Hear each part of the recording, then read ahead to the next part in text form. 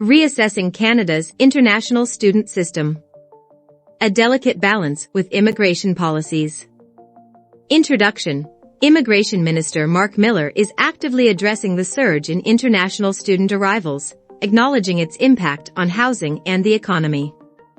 In response to concerns about housing shortages and rent hikes, Miller is committed to exploring measures, including potential limitations on the influx of temporary residents.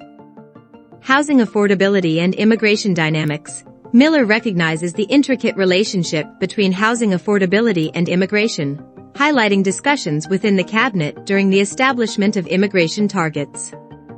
With housing remaining a critical concern post-COVID, Miller emphasizes the need for a comprehensive examination of the impact of newcomers on the housing landscape.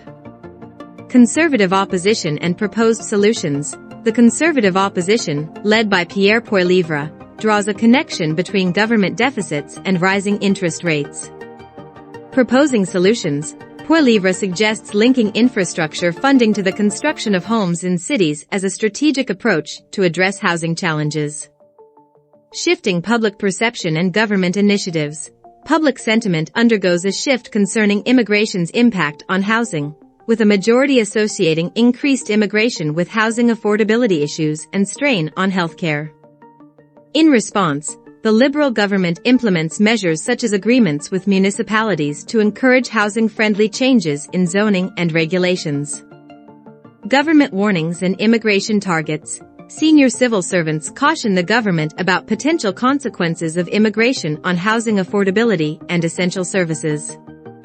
Despite concerns, the government maintains a target of 500,000 new permanent residents in 2026, with Miller focusing on assessing and potentially limiting the influx of non-permanent residents.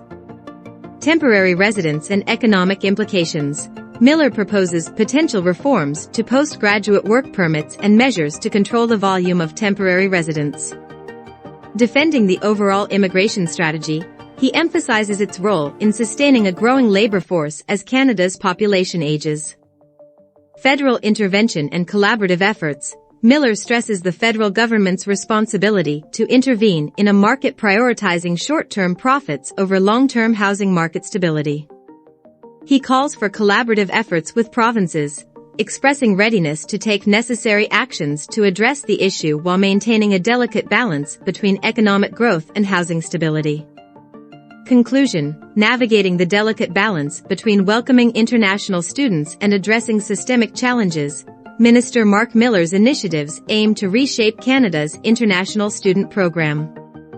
These proposed reforms seek a sustainable and controlled approach, considering the diverse perspectives and potential consequences associated with the evolving landscape of international student arrivals in Canada.